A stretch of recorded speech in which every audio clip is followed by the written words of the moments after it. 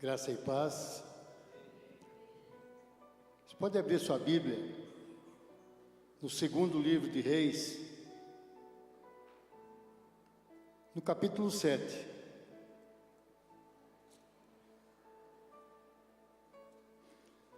Se puder desligar essa música no fundo para mim assim, eu agradeceria. Gilberto e o Marcelo gostam, né? Eu não gosto, é costume. Me distraio com a música lá. Exatamente, se for para cantar, eu canto. Quem canta, os males espanta. Ainda mais um cara que nem eu cantar assim, né? Não é sempre, né? Só quem é menonitão mesmo, né? Daí gosta, né? Vamos recordar aquelas dos menonitas lá. Amém? Segundo livro de Reis, no capítulo 7.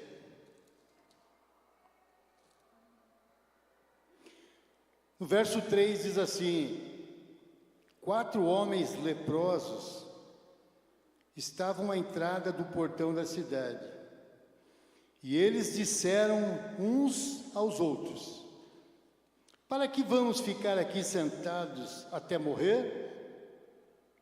Se decidirmos entrar na cidade, há fome na cidade, e morreremos lá. Se ficarmos sentados aqui, também morreremos. Vamos então para o arraial dos sírios, e nos entreguemos a eles. Se nos deixarem viver, viveremos. Se nos matarem, apenas morreremos. Ao anoitecer, eles se levantaram para ir até o arraial dos sírios. Quando chegaram às imediações do arraial, eis que lá não havia ninguém, porque o Senhor tinha feito com que no arraial dos sírios se ouvisse um ruído de carros de guerra e cavalos, e o ruído de um grande exército, de maneira que disseram uns aos outros: eis que o rei de Israel contratou os reis dos heteus e os reis dos egípcios para virem contra nós. Versículo 7. Por isso, ao anoitecer, eles se levantaram e fugiram, abandonando as suas tendas, os seus cavalos, os seus jumentos, deixando o arraial como estava. Fugiram para salvar sua vida. Assim, quando aqueles leprosos chegaram às imediações do arraial, entraram numa tenda, comeram e beberam. Depois levaram dali prata, ouro e roupas. Então se foram e esconderam tudo. Voltaram a entrar em outra tenda, e dali também levaram o que havia e esconderam.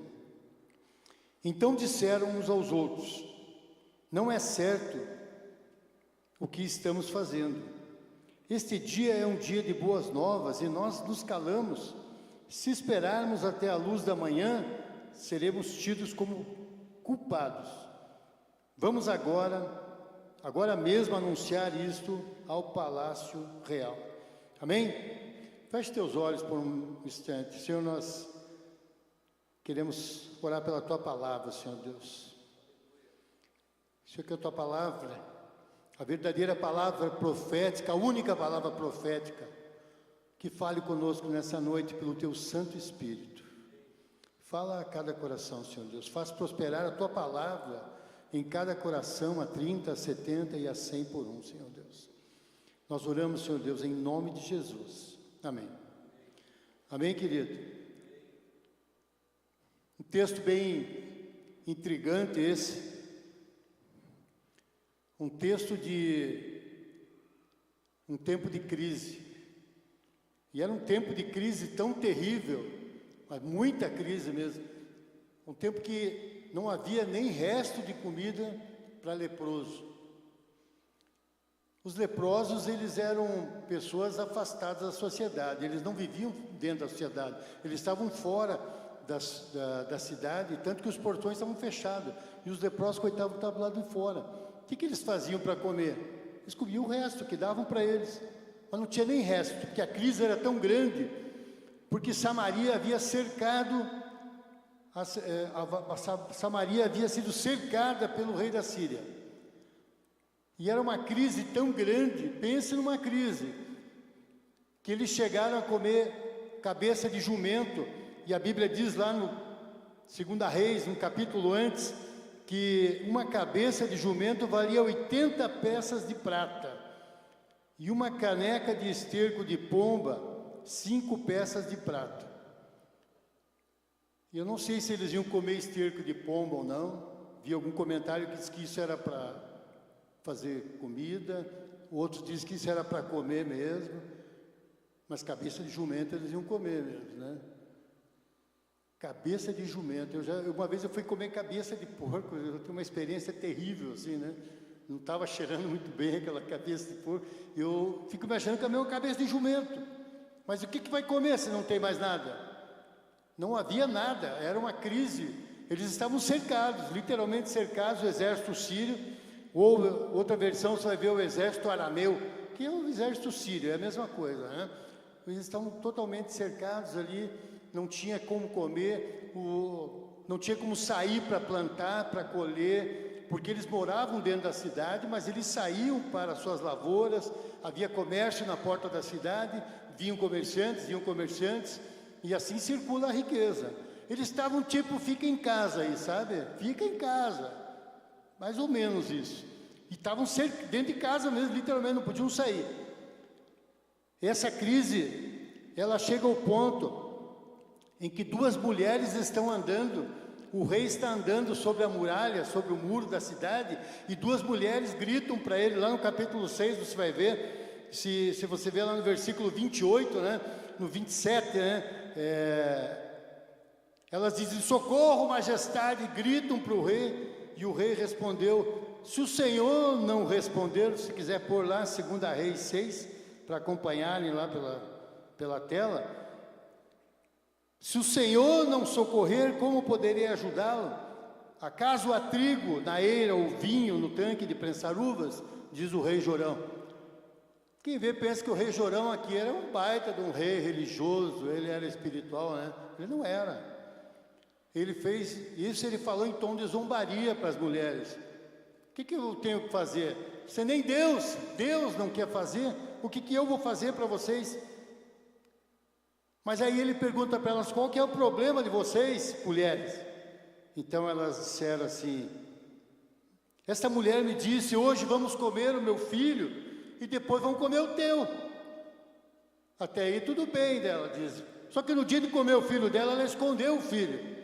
Aí o rei não aguentou, ele tira a roupa, né? E aqui diz, né, no versículo 30, quando ele ouve as palavras, ele rasga as vestes, e o povo então vê que por baixo da roupa ele tinha um pano de saco. O que isso queria dizer?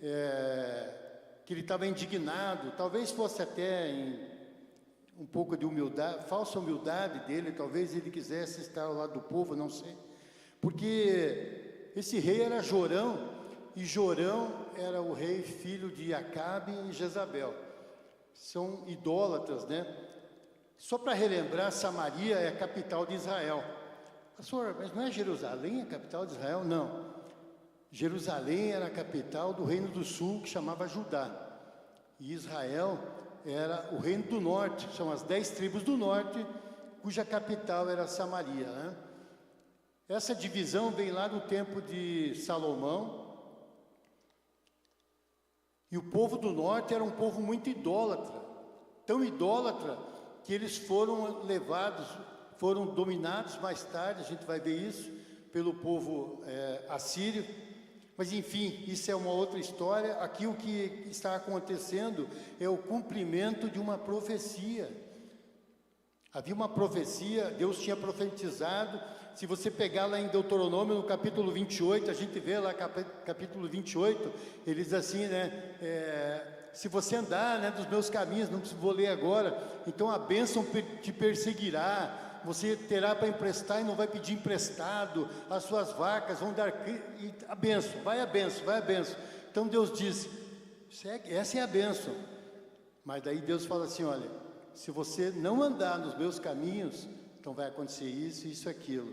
E chega no versículo 29, lá de Levítico 26, depois também está lá em Deuteronômio, no capítulo 28, você pode conferir, mas ele diz assim, lá em Deuteronômio, por causa do sofrimento que o seu inimigo lhe infligirá durante o cerco. Parece que Moisés, quando escreve, está vendo aquilo ali, está vendo, o povo está sitiado. Vocês comerão o fruto do seu próprio ventre, meu Deus, a carne dos filhos e das filhas que o seu Deus lhe deu. Então, o tempo é de crise. Então, o contexto, para a gente entender o que Deus quer falar conosco aqui, era uma crise muito grande. Uma crise moral, ética, uma crise financeira, idolatria. Hoje, a gente não come filho. Você come um hambúrguer do McDonald's, que no máximo é uma carne de minhoca, que já falaram um dia lá, né? Nem sei se é também. Se for também, o que tem de mais, né?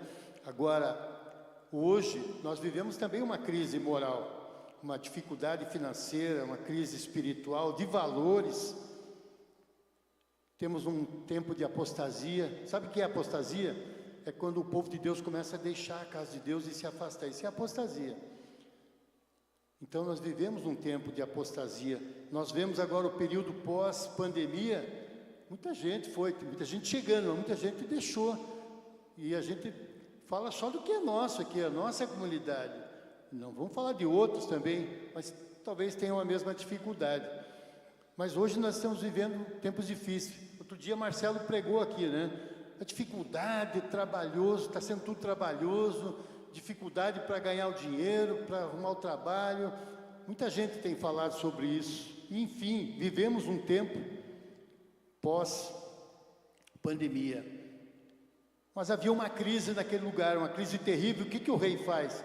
O rei já sai colocando a culpa em alguém. Então o rei vai e coloca a culpa em Eliseu. A gente pega lá no capítulo 6, no verso 30, depois que as mulheres reclamam, ele diz assim, versículo 31, Deus me castigue com todo rigor, se a cabeça de Eliseu, filho de Safate, continuar hoje sobre os seus ombros.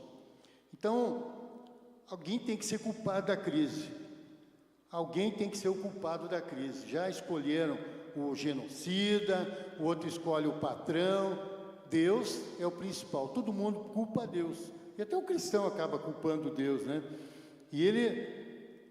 Então o rei manda para Eliseu um mensageiro. Eliseu estava sentado em sua casa com as autoridades e o rei havia mandado um mensageiro na sua frente.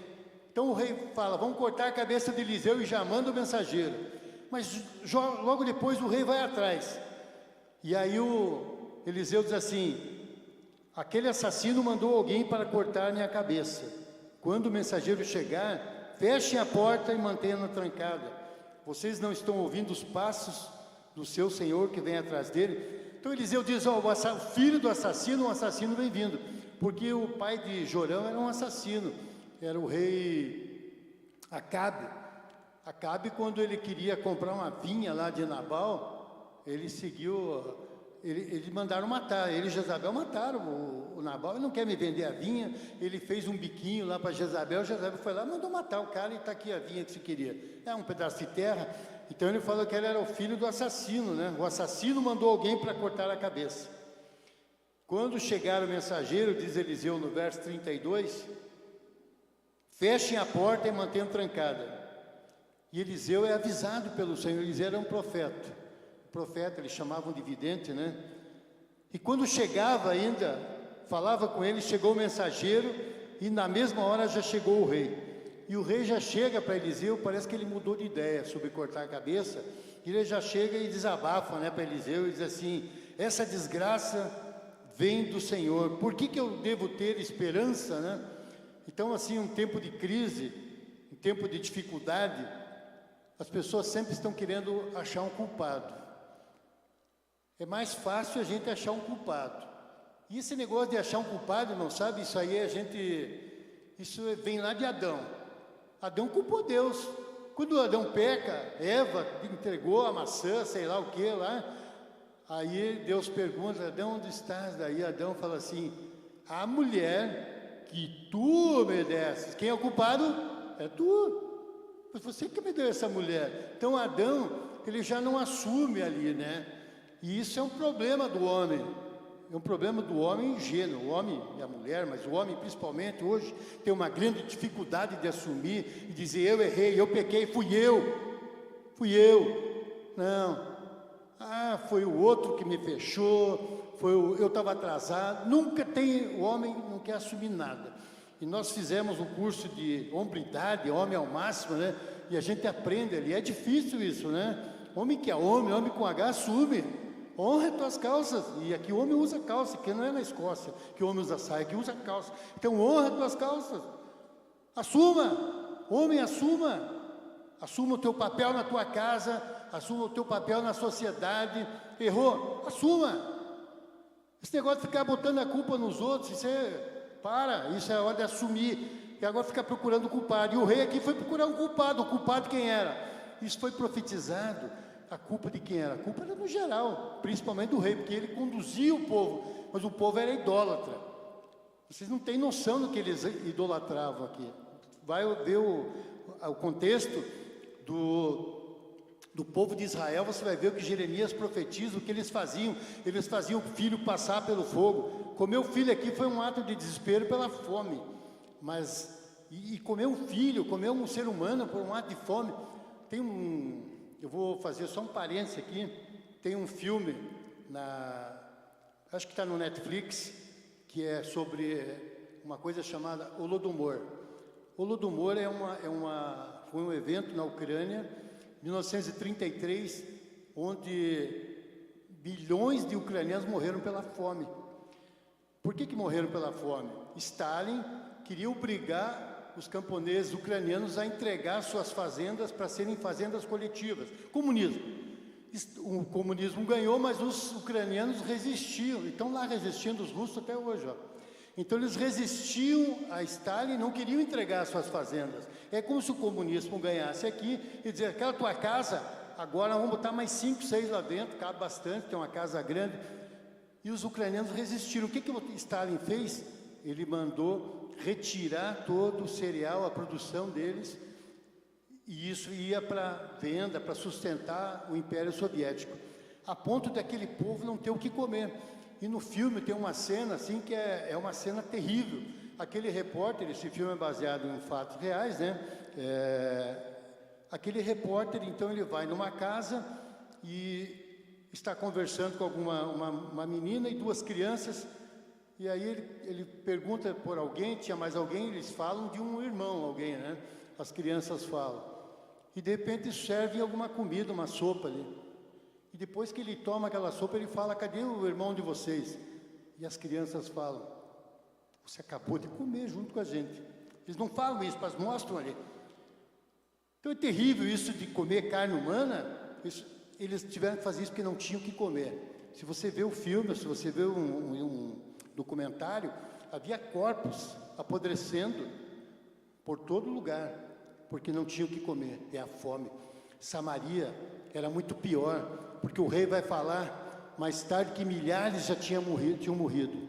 Então eles enfrentavam a fome, e essa fome vinha por conta de não andar em aliança com o Senhor. Então o rei culpa primeiro o homem de Deus, culpa depois o próprio Deus, no versículo 33. Eu não sei como é que está a tua situação hoje.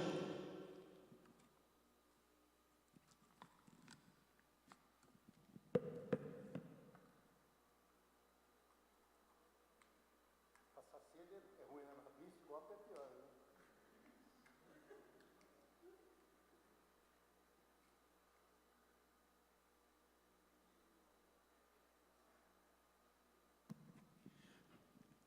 Nós enfrentamos muitas vezes, não estou dizendo que a gente enfrenta uma crise como essa, mas você enfrenta uma crise na tua vida, às vezes, e culpa a Deus.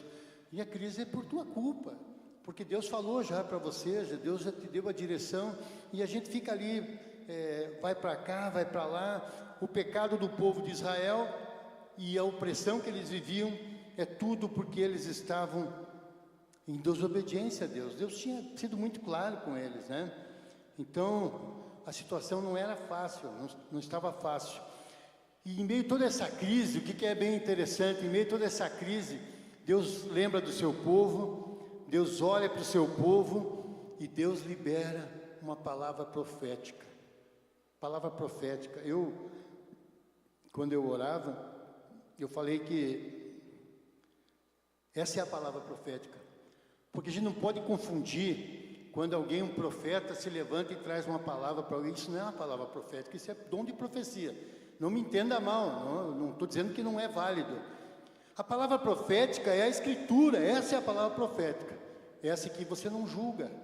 A palavra do profeta você julga, a Bíblia diz isso, julgue a palavra profética, né? Mas essa aqui não, a palavra que vem do profeta, mas a palavra profética você não julga, porque essa palavra profética que foi liberada aqui, quando Eliseu libera essa palavra, ele diz assim, ó, capítulo 7, verso 1, ouçam a palavra do Senhor. Eliseu tinha autoridade de Deus, né? Ouçam a palavra do Senhor, assim diz o Senhor. Tem muito profeta por aí, dando profetada e dizendo, assim diz o Senhor. Mas não foi o Senhor que diz, às vezes vem na cabeça dele, às vezes vem de Deus mesmo. Então tem que ter muita autoridade em Deus para dizer assim diz o Senhor. A não ser que você vai repetir o que diz a Bíblia, né? Mas daí é chover no molhado, só lembrar a pessoa porque já foi dito. Ouçam a palavra do Senhor, assim diz o Senhor, amanhã, por volta desta hora, na porta de Samaria, capítulo 7, verso 1, tanto uma medida de farinha como 2 medidas de cevada serão vendidas por uma peça de prata. Uma medida de farinha e 2 de cevada. O que é uma medida de farinha? 3,5 kg mais ou menos. Dá para fazer bastante pão. Uma medida de farinha, cevada era mais barato. Cevada, alguém já tomou cevada aí? Eu me lembro, na 1975 mais ou menos, eu era moleque, tinha uns 12 anos, deu uma geada no norte do Paraná, deu neve em Curitiba, nevou de verdade mesmo em Curitiba. Quem é daquele tempo lembra, tudo branco, o campo, e o que aconteceu? Acabou, matou o cafezal de Londrina, e eu me lembro assim que eu sempre gostei de café é vida, tem vida, né? Café é algo tão bom, e não tinha café, porque era muito caro, e a gente não vivia uma situação, a gente não passou fome, assim, a ponto de, né, comer cabeça de jumento, mas a gente tinha muita dificuldade. Eu me lembro que a gente comprava cevada e passava com café, misturava com um pouco de café, e assim que se virava, tomava cevada. E tomar cevada é tipo tomar Nescafé. Quem gosta, eu acho que é um negócio tão estranho aquilo, né, misturar ali na água quente. A cevada é um negócio pior ainda. E a cevada era usada mais para os pobres, os ricos usavam a farinha. Enfim, o que Eliseu está dizendo aqui, ó?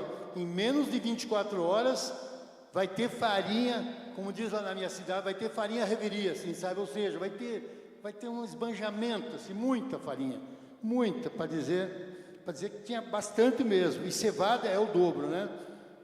Então, por uma peça de prata. E aí um oficial, versículo 2, diz assim, o oficial que segurava o braço do rei, disse ao homem de Deus. Aí sempre tem um cara incrédulo, assim, né? Então, cuidado com isso, porque ele diz assim, ainda que o Senhor abrisse as comportas do céu, ou as janelas do céu, não sei o que é na tua tradução, será que isso poderia acontecer? Ele duvidou da palavra liberada. Veja, o profeta liberou uma palavra, ele duvidou, e Eliseu advertiu, você verá com os teus próprios olhos, mas não comerá coisa alguma. Irmão, então cuidado, sim. Eu falei da palavra profética, eu falei dos profetas, e quando uma palavra é liberada. Então, às vezes, Deus usa uma autoridade, um pastor, alguém para liberar uma palavra. Pode ser na tua vida, pode ser do púlpito, pode ser na tua vida. Deus usa para liberar uma palavra. E você duvida da palavra, né? Se a palavra vem de Deus, começa a vir de Deus aqui, aquele homem duvidou, o que aconteceu? Então você vai ver com os teus olhos, você não vai comer, você vai morrer. E literalmente isso não está literalmente isso, mas isso que acontece aqui. Primeiro que Eliseu está dizendo, ó, está vendo esse cerco que está acontecendo aí fora? Ele não diz isso, mas você entende, isso é interpretação, isso é fazer a exegese do texto. Se Samaria está cercada, e ele diz que amanhã, na porta da cidade, a porta é o que? É o lugar de entrar e sair, onde ninguém entrava e saía. Só tinha 4 leprosos lá fora, a gente já vai falar deles, não esqueci dos leprosos ainda. Tem meia hora para falar dos leprosos. tinha 4 leprosos lá, estava fechada a porta. A porta da cidade era o principal lugar de uma cidade, era onde entravam os mercadores, onde entrava a mercadoria, saía a mercadoria, é onde eram feitas as negociações. Então, a porta da cidade. E Eliseu diz: amanhã na porta da cidade, então não vai estar mais fechada, vai estar aberta, e vai ter farinha à vontade, e você vai ver e não vai poder comer, ou seja, você vai morrer. Então estava decretado já a situação daquele homem, porque ele foi cético. A palavra de Deus foi liberada, Deus usou um profeta para liberar essa palavra, mas o capitão zombou da palavra. E não pense que apenas ele fez uma coisa de... A gente às vezes, você olha desavisadamente, parece, nossa, coitado, ele só não tinha tanta fé. Não, ele zombou da autoridade de um profeta. Interessante isso, né? Ele zombou da autoridade de um profeta. E Eliseu não era qualquer homem, é um homem de Deus. Vocês lembram que Eliseu tem vários milagres deles antes, né? Ele faz um exército inteiro ser cegado e leva esse exército todo para dentro de Samaria. Isso vai alguns capítulos antes. Talvez seja por isso que o rei estava tão zangado com ele e queria cortar a cabeça dele. Porque na época o rei queria matar o inimigo, ele diz: não, deixa eles ir, dá de comer e deixa eles ir. Enfim, Eliseu era uma autoridade e aquele homem zombou disso. Então cuidado assim, para que você não perca a bênção, né? Se a palavra de Deus for liberada, se você receba no teu coração, se você receber no teu coração, não duvide dela. Esse homem duvidou da palavra. Olha o perigo de você duvidar da palavra. E qual palavra você pode certamente, com toda certeza, você não vai duvidar? Essa aqui. Amém? Eu creio assim na Bíblia de capa a capa. Eu creio nas páginas em branco da Bíblia. Eu creio no livro de Cantares. Ah, mas Cantares, será que devia estar ali? Parece um romance. Eu creio no livro de Cantares, creio em todos os livros. Creio. Amém, querido? Não deixe sua fé exercitar na palavra profética. Isaías diz lá em Isaías 55, e olha isso, né? Porque a gente está vendo o cumprimento das profecias. Você está vendo o cumprimento de tudo que Deus... Está tudo aqui. Não pense que vai acabar o mundo agora por causa do coronavírus, não vai. E o coronavírus foi terrível, mas vem coisa pior pela frente, irmão. Infelizmente. Nós nem chegamos ainda na grande tribulação. Eu creio, não chegamos ainda. Isso eu creio, na minha interpretação, que pode pensar diferente. Nós cremos no mesmo Deus, no mesmo Jesus, no sangue de Jesus, mas eu creio que não chegamos ainda no princípio das dores, né? Ainda vamos chegar. Talvez não cheguemos, talvez o Senhor leve alguns antes. Assim como desce a chuva e a neve dos céus, e para lá não tornam, mas regam a terra, e fazem produzir e brotar e dar semente ao semeador e pão ao que come, assim será a palavra que sair da minha boca. Olha o que Deus diz, que isso, assim será com a palavra que sair da minha boca, não voltará vazia, antes fará o que me apraz e prosperará naquilo que enviei. Não vai voltar vazia. Olha um texto intrigante de Lucas, lá em Lucas 18, 7 e 8, não precisa você abrir, eu vou ler aqui, ó. Deus não fará justiça aos seus escolhidos. O contexto desse texto de Lucas é aquela mulher, aquela viúva que fica batendo na porta do juiz Inico, né? Quem é esse juiz Inico? É o nome dele? Não, Inico é porque ele não crê em nada, né? Então esse é o juiz Inico, lá, não precisam achar que o apelido dele é o Inico, né? Não, o juiz Inico era um juiz que não temia a Deus, estava lá. E essa mulher ficava lá insistindo, até que ele atendeu. E depois Jesus fala assim: Deus não fará justiça aos seus escolhidos, que clamam a Ele de dia e de noite, ainda que tardio para com eles. Você tem algo que você está buscando de Deus, justiça, e Jesus fala assim, que Deus não fará justiça. Digo-vos, depressa lhes fará justiça. Então Deus fará justiça. Creia na justiça de Deus, ela vai acontecer. João diz lá em João 14, 1 a 3, não se turbe o vosso coração, credes em Deus e credes também em mim, porque na casa do meu pai há muitas moradas. Se não fosse assim, eu vos teria dito, eu vou preparar lugar. Quando eu for e vos preparar lugar, virei outra vez e vos levarei para mim, para onde eu estiver, sejais vós. Então é promessa. Então você não é órfão, ele vem te buscar, vai buscar a gente. Ah, vocês são tudo doido, maluco? Somos, e nós cremos nisso. Porque ele virá. Ele virá num piscar de olhar, como diz a música. Ele virá. Não tenha dúvida disso. Ah, mas eu estou na luta, mas ele virá. Números 23, 19. Deus não é homem para que minta. Você não sabia onde estava escrito, mas sabia que tinha isso na Bíblia, né? Está lá em Números. Deus não é homem para que minta, nem filho do homem para que se arrependa. Porventura diria ele, não faria? Ou falaria e não confirmaria? E Jeremias diz assim, em 12, disse o Senhor, viste bem, porque eu velo sobre a minha palavra para cumpri-la. Isso é só para deixar você assim, ciente de que a palavra dele vai se cumprir. Então a palavra profética vai se cumprir, toda ela vai se cumprir, amém? Capítulo 7, no verso 3.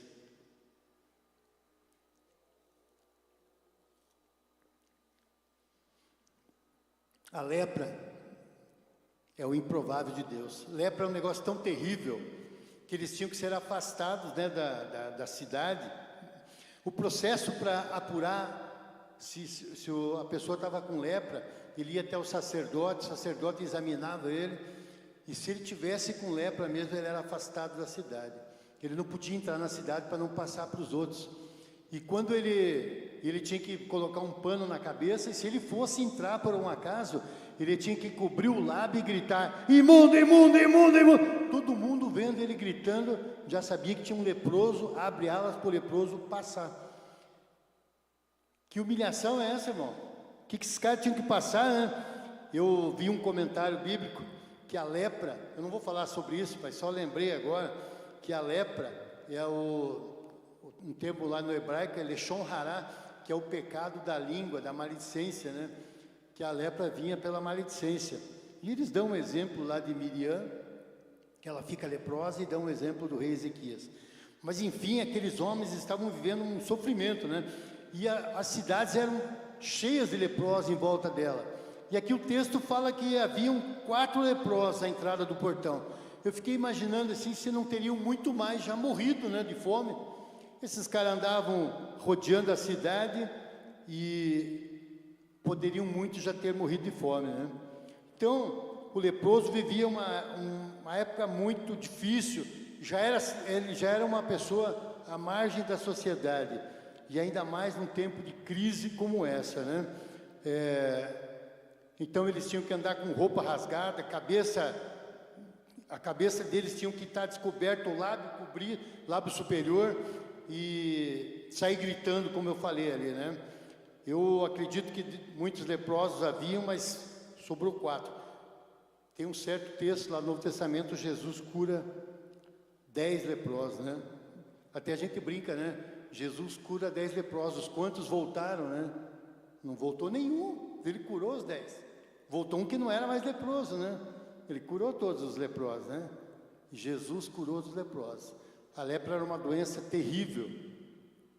Eles tinham o corpo mutilado pela doença e o povo não tinha nem para si. Estavam comendo cabeça de jumento, comendo carne humana. E esses 4 homens, então, eles decidem, num ato de desespero, ali diz no verso 5, ao anoitecer, você vai ver no crepúsculo, né, na tua outra versão, se levantam para ir ao arraial dos Círios. Então eles, num ato de desespero, eles se levantam para ir para o acampamento dos Círios. E olha que interessante, né? O Deus que a gente serve é um Deus doido, né? Deus é muito doido, porque 4 leprosos, eu fico imaginando 4 leprosos andando. Penso que um leproso não é igual um atleta, não é uma pessoa que caminha normal. Provavelmente eles caminhavam, eles se arrastavam, né? 4 leprosos caminhando, e o que Deus faz? Deus vai mexer na audição do exército acampado lá, né? Porque ao mesmo tempo que 4 leprosos levantam, lá do outro lado os caras, eles escutam um grande exército marchando. interessante. Eu estava lembrando que eu fui assistir uma prova eu acho que é Stock Car, aqui em Pinhais. E você está sentado ali, e quando aqueles carros se aproximam da curva, aquilo é terrível. Então você escuta um barulho ensurdecedor. Eu nunca fui na Fórmula 1, se alguém foi, deve ter essa impressão. Mas ali na Stock Car, eu sentado num lugar ali, quando passavam aqueles carros, quando eles já vinham chegando perto daquela curva e rasgavam aquele motor assim, era um barulho ensurdecedor. Sabe quando você está dormindo de madrugada, passa aquele motoqueiro abençoado, com aquela motinho, motorzinho de máquina de lavar roupas, que ainda vai abrindo assim, né? É um motor 50 cilindradas, né? Aquilo faz um barulho na minha rua, assim, quando ele pega lá no início dela, perto da confeitaria Acapulco, ele vai até quase lá na SIC, você vai escutando e acompanhando aquele barulho. Então, aquele barulho, uma motinha daquela já deixa a gente incomodado. Imagina um exército marchando. Então, aqueles 4 leprosos era como um exército marchando, né? O que os caras fazem? Os caras dão no pé. Por que é que eles não levaram nada? Por que eles deram no pé? Imagine, escutaram um grande exército chegando, eles tinham que ir embora, cruzar o Rio Jordão, eles tinham que cruzar o Jordão. Como que vai cruzar o Rio Jordão com um monte de mochila? Não, foi na hora, eles se mandaram, né? Então Deus faz 4 leprosos se tornaram um grande exército, né? Para abençoar o povo dele. Então Deus é um Deus que Ele usa o improvável. Os leprosos são o improvável de Deus. Você é o improvável de Deus. Eu não sei quanto a você, eu nem era para estar aqui. Eu já estava... Quando viemos para Curitiba, eu nasci em General Carneiro, eu tinha nem 1 ano de idade, meu pai ficou sem emprego, meu pai não tem uma vista, ele fugiu da roça bem cedo, meu avô não deixou ele trabalhar na roça porque ele tinha um olho a menos, né? Ele furou o olho com um canivete. 4 anos de idade, ele pegou um canivete e foi fazer um cigarro de palha, ele viu o pai fazendo um cigarro de palha, o pai deixou o canivete, ele foi fazer igual. Quando ele fez assim com o canivete afiado, ele cutucou o olho, furou o olho, meu pai ficou cego, muito pequeno. Estava trabalhando numa empresa na General Carneiro, não tinha mais emprego, vamos para Curitiba. Então o irmão da minha mãe tinha um caminhão, um Fenemê, então nós viemos. A minha irmã tinha 1 ano e pouco, quase 2 anos, eu era recém-nascido, e na viagem o pai disse que eu tomei uma mamadeira que eles suspeitaram que ela azedou, assim. Eu acho que não suspeitaram, tinham certeza, porque aquilo ali quase me matou. Eu peguei e eu fiquei muito ruim, eu era um bebezinho ainda, ruim. O pai levou num médico, esses dias ele me contou bem essa história, né? E o médico falou assim, leva ele lá no hospital da Polícia Militar, que é ali no Capanema, perto da Avenida das Torres, ali, não sei se tem um hospital da Polícia Militar. E aquele médico me atendeu lá, então. O pai diz assim que eu já tinha cerrado os dentes, assim, né? Para morrer, porque uma desidratação, ela mata um adulto, não vai matar uma criança. E eu perdi muito líquido, eu quase morri. Depois, uma outra vez, eu estava me afogando lá no Capivari Cachoeira. Eu estava brincando assim, de repente, estava me afogando, eu não via mais nada. Só vi uma mão me puxando assim, era meu primo, ele já é falecido, tirou pelos cabelos. Então, eu já não era nem para estar aqui, eu sou o improvável de Deus. Agora você pode pensar aí se você é o improvável de Deus, né? Quem disse que você ia estar aqui, que você ia estar hoje com o teu trabalho, com a tua família, você constituiu uma família, então você é um improvável de Deus? Eu sou um improvável de Deus. Os leprosos eram improváveis de Deus. E Deus usa coisas improváveis para abençoar pessoas.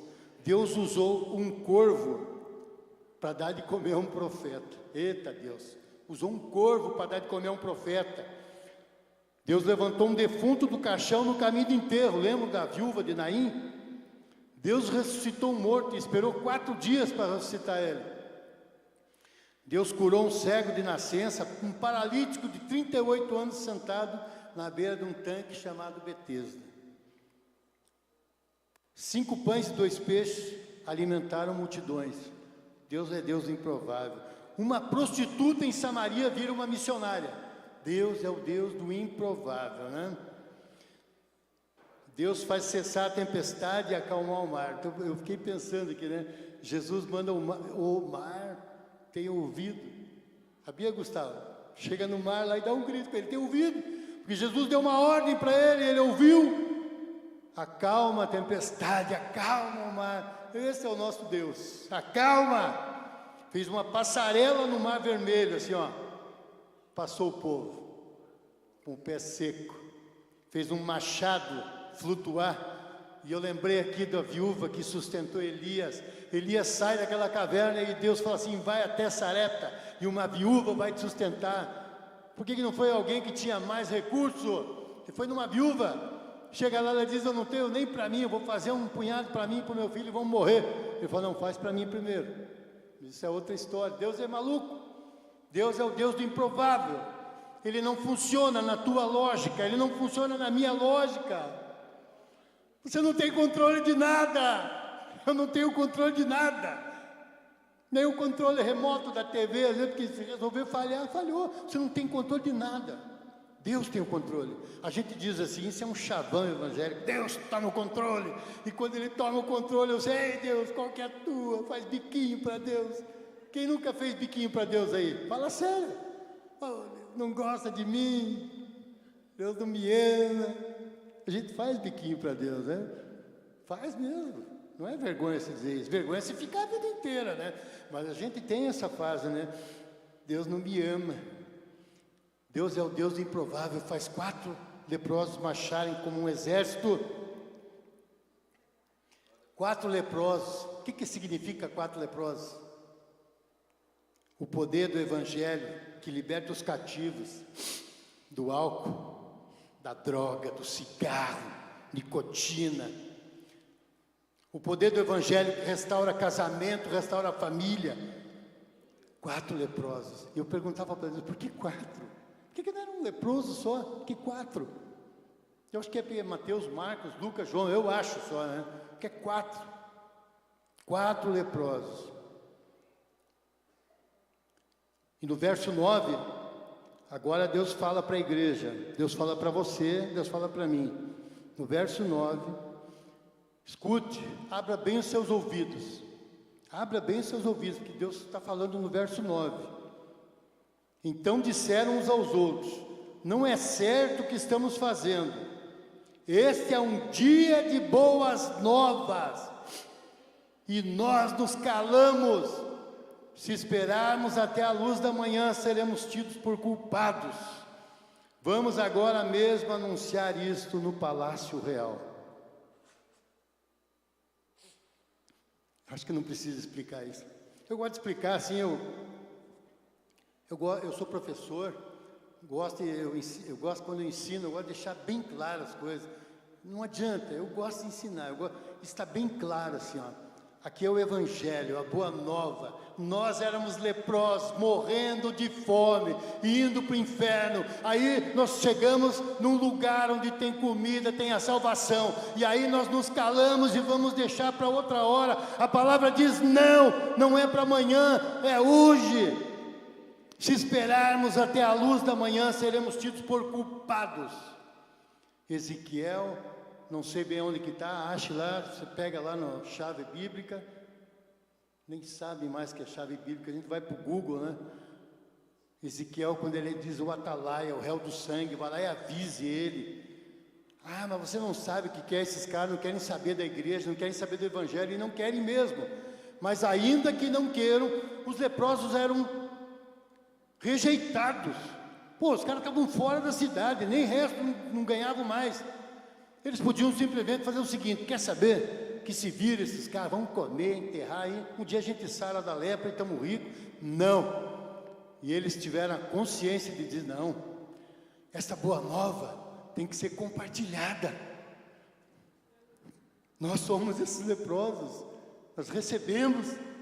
Não guarde aquilo que você recebeu, compartilhe com as pessoas. Compartilhe com as pessoas. Na primeira oportunidade que tiver, compartilhe com alguém, teu colega de trabalho, teu vizinho, tem alguém sedento por uma palavra, por algo.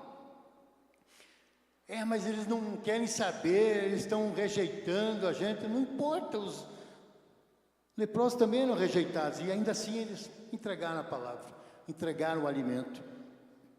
Então não perca tempo.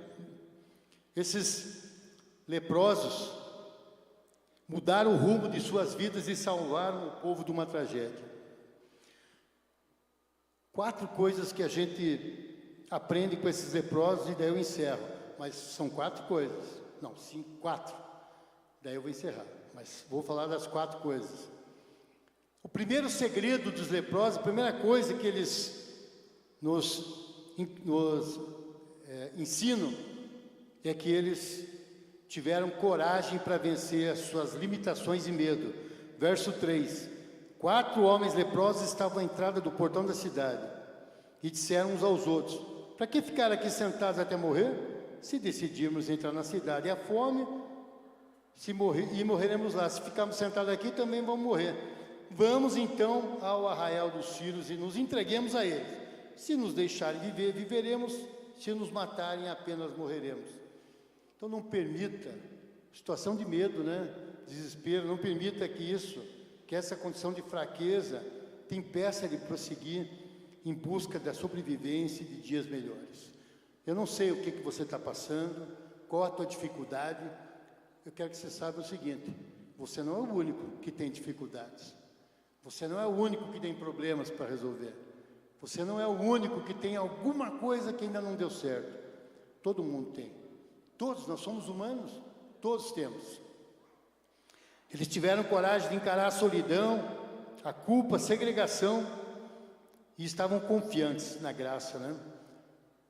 Provérbios 24, 10, assim: se te mostrares fraco no dia da angústia, a tua força então será pouca, pequena. Nesse tempo de pós-pandemia, é possível que muitos tenham sido dominados pelo medo, né, Marcelo? Você falou bem aquele dia aqui. E nós temos limitações.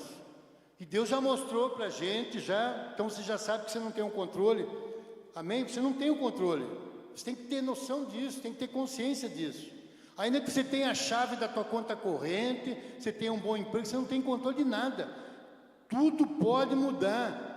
Em minutos, tudo pode mudar, ou atravessar a rua, ou entrar no carro, tudo. Então nós não temos controle. Qual que é a nossa alternativa? Eu me lembro de Pedro. Jesus fala assim, eles falam assim: duro é esse discurso. Aí Jesus fala para eles: vocês querem ir também, que nem o povo começou a ir. Aí Pedro diz assim: para onde iremos? Se só o Senhor tem as palavras de vida eterna. E é isso que eu creio que nós dizemos isso hoje, né? Para onde iremos? Vou ficar agora do lado intelectual do mundo. Eu acho que está na moda agora a gente ser cético, não crer em Deus. Eu creio apenas na evolução. Não, para onde iremos? Só tu tens as palavras. Em segundo lugar, tiveram ânimo para lutar pela sobrevivência. A Covid trouxe muitas coisas novas, a maneira nova de a gente enfrentar, nos reinventar, né? Como é que diz a pastora Mari, gosta de uma palavra, né? Ressignificar, né? Coisa de psicólogo, né? A Sara não tem que ressignificar, dar novo significado às coisas, né? Então, essa é um tempo de a gente lutar, porque a pior derrota é aquela que você perde sem lutar, né? Então, muita gente desistiu, a luta veio e desistiu. Eu perdi um irmão ano passado, e ele tinha muita dificuldade, ele tinha problema com droga, ele saiu da droga, mas ele tinha muita dificuldade, a gente conversava todo dia, ele dizia assim: mas é difícil, você não sabe, todo dia eu enfrento uma luta, um leão, todo dia, e a gente todo dia conversava, e ele foi indo até um ponto que ele não teve ânimo mais, não teve ânimo, ele não tinha mais ânimo de viver, e ele morreu mesmo. E eu orava sempre por ele, conversava com ele, ele não, eu creio em Jesus, mas ele não tinha força. E ele morreu, ele se entregou. E você quer se entregar para a dificuldade?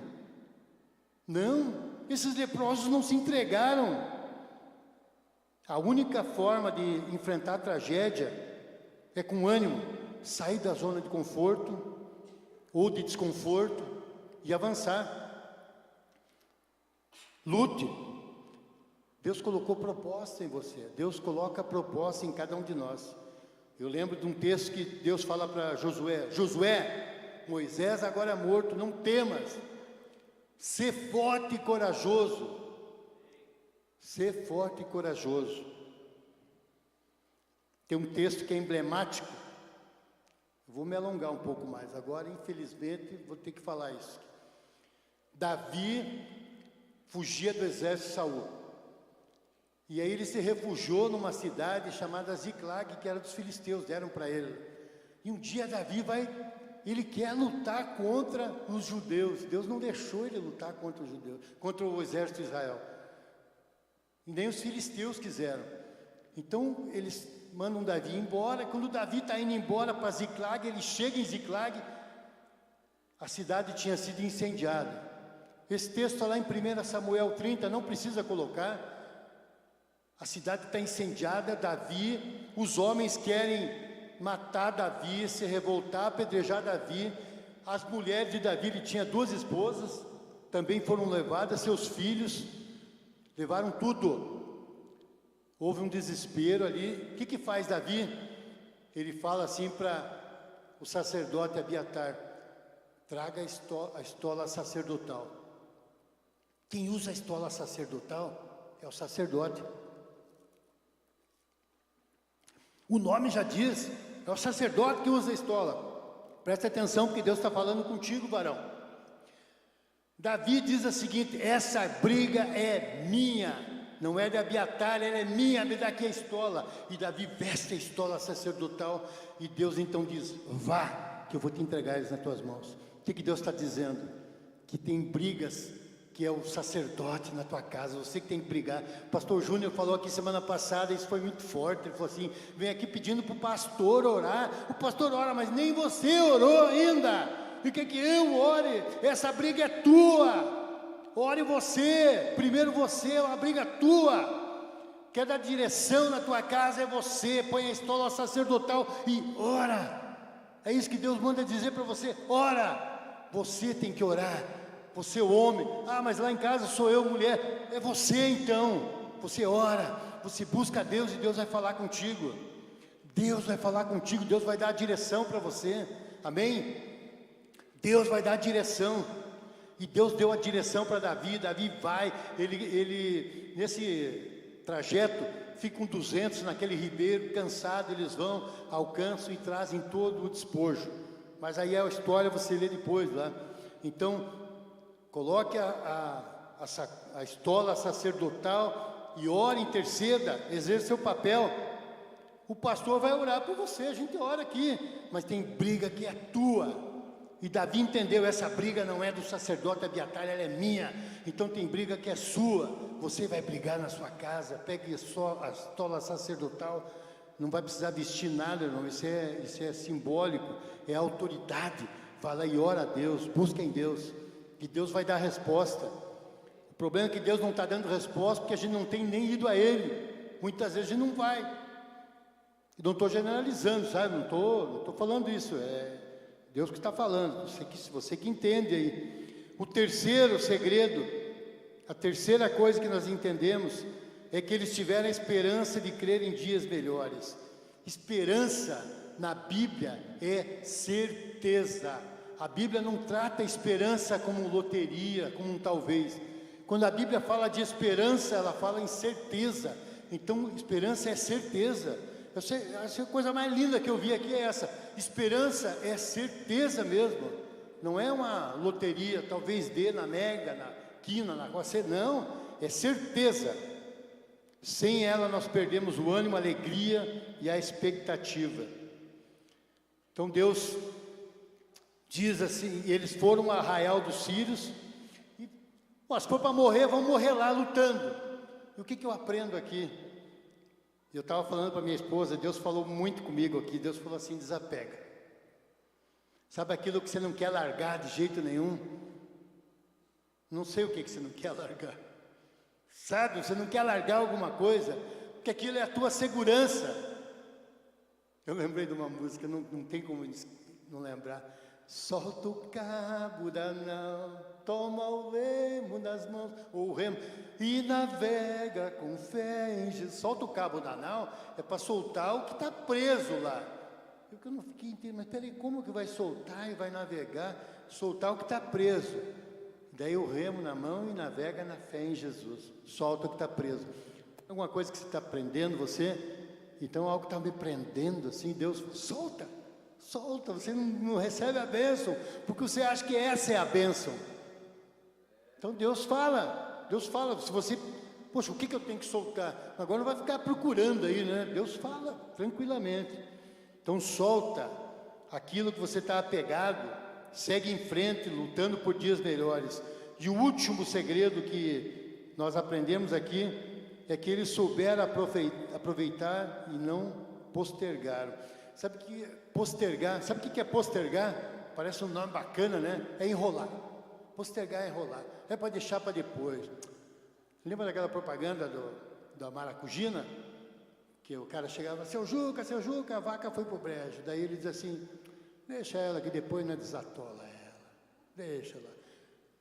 Mas a gente é bem assim, a gente quer desatolar a vaca só depois, deixa lá. E os leprosos nos ensinam o quê?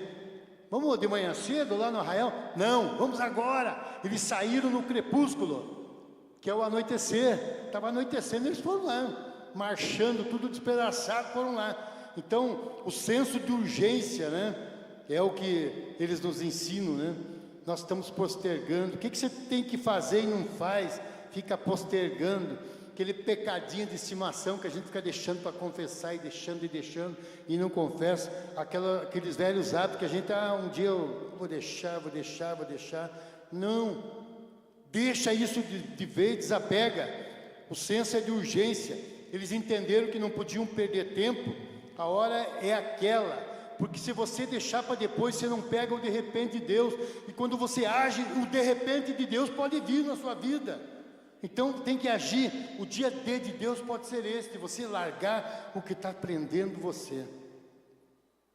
Deus é criativo. Eu já planejei, Deus não fez porque não quis, porque eu deixei tudo certinho, até escrevi para Ele como é que era. Falei, Deus faz assim, assim, não faz, não tem jeito. A gente pensa, né? A gente quer manipular Deus, né? Se o Senhor podia fazer assim, assim, não. Ele faz o quê? 4 leprosos. Não era mais fácil ele liberar o exército dos israelitas e ir lá enfrentar os caras? Não, ele usa 4 leprosos. Coisa mais improvável que essa. Deus é o Deus do improvável, né? Deus é o Deus improvável. E nós temos dito, e Deus tem falado conosco já desde o ano passado, né, pastor Gilberto? Que Deus quer fazer algo novo.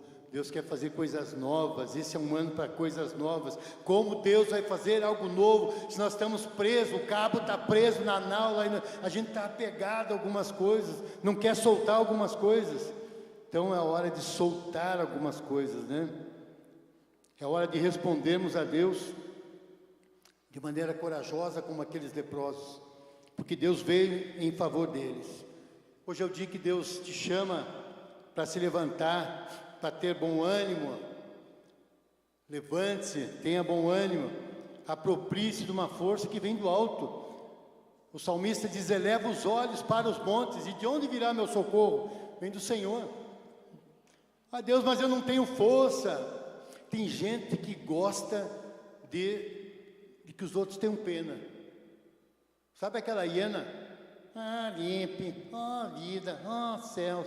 Tem gente que gosta, que as pessoas tenham pena assim, né? A gente ri, mas tem gente que gosta de se sentir, que as pessoas têm pena de mim. Você só vai atrair outros depenados à tua volta. Então, posso tudo naquele que me fortalece. Tudo o quê? Tudo. Levante, tome posse do que Deus está dando alto. Deus, porque o poder de Deus se aperfeiçoa na fraqueza, né? Não queira que os outros sintam pena de você. E não contabilize derrota. Eu conheço pessoas que gostam de contabilizar derrota, né? Sabe, tem gente que faz aniversário de derrota, né? Faz um ano que eu me quebrei, faz um ano que quebrou aquilo, só derrota. Tem gente, a gente pensa que não, mas tem gente assim mesmo, né? Misericórdia, a gente não fala isso para zombar das pessoas, misericórdia delas, né? E pode ser que nós sejamos um desses assim, né? Mas Deus hoje, Ele manda dizer, o tempo de cantar chegou. Não vou cantar isso, tá? Eu vou encerrar com um texto no livro de Cânticos. Eu nunca abri o livro de Cânticos para pregar sobre isso, nunca, vai ser a primeira vez. Eu acho, não me lembro. Livro do Cânticos, capítulo 2.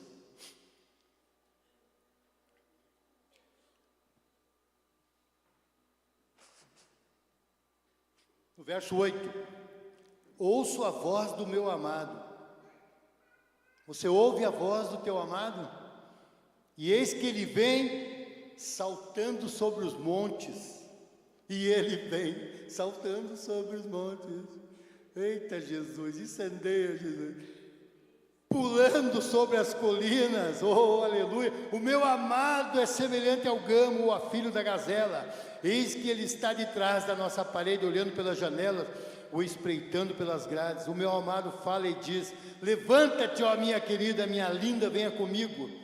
Eis que passou o inverno, a chuva cessou e foi, e já apareceram as flores na terra. Chegou o tempo de cantarem as aves. Já se ouve a voz da rolinha em nossa terra. A figueira começou a dar os seus figos, e as vinhas em flor exalam o seu aroma. Levanta-se, minha querida, minha linda, e venha comigo, minha pombinha escondida na sua. Oh, que coisa linda, né? Isso que é para o encontro de casais, né? A gente quer falar no encontro de casais, né? Mas isso é uma declaração, isso é Jesus para sua noiva, para a igreja, você é a noiva. Minha pombinha escondida nas fendas do penhal, no esconderijo das rochas escarpadas, mostre-me teu rosto, deixe-me ouvir a tua voz, porque a sua voz é doce e o seu rosto é lindo. Olha a declaração que o Senhor Jesus faz para você. Não me olhe com essa cara aí de que vaca em frente de porteira nova. Olhe com, meu Deus, olha o que ele está falando de mim. Jesus está falando isso de você, minha linda, minha amada. Você mesmo, igreja. É isso que ele olha para você. Levante-se, é o que ele diz aqui, ó, o tempo de cantar chegou, o tempo de dançar chegou, já foi o inverno, agora nós estamos chegando no verão, já tem as flores, tem o fruto, vira o disco e segue a vida, amém, querido?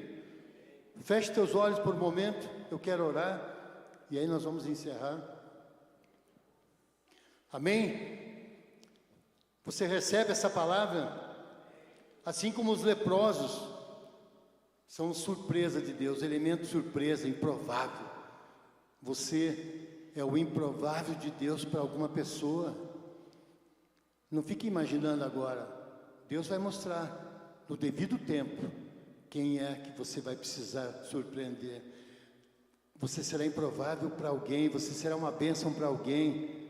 Não pense, mas pastor, eu não sei fazer nada, eu não tenho talento algum. Tem.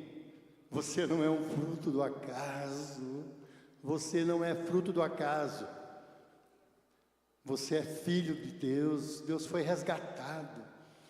Nós éramos todos leprosos, e o Senhor um dia nos resgatou, e nos deu um bom tesouro, e colocou dentro de nós, isso está dentro de nós. Feche teus olhos. Senhor, muito obrigado, Deus, porque a Tua Palavra nos lembra, e o Senhor nos lembra a cada dia que o Senhor nos ama, Pai. O Senhor nos ama independente do pecado, o Senhor quer nos perdoar o pecado, mas o Senhor quer nos amar. A palavra de Deus, Sua Palavra diz que o Senhor amou o mundo de tal maneira que mandou Seu Filho. Então o Senhor nos ama, como nós cantamos, nós falamos, o Senhor nos ama. Que o Senhor possa nos usar como improváveis para abençoar aqueles que precisam, Senhor. Tira-nos toda a ingratidão, Senhor, e que nós façamos como esses leprosos, urgentemente nos levantemos e de maneira urgente nós possamos abrir a nossa boca e que nós possamos proclamar que há vida, que há esperança, que Jesus é a esperança. Jesus é a esperança de um mundo melhor.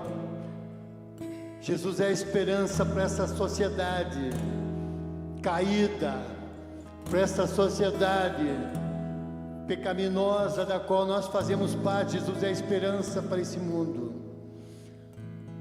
Oh Senhor, abençoa teu povo, Senhor Deus. Que a tua palavra frutifique a 70, a 30, 70 e a 100 por um.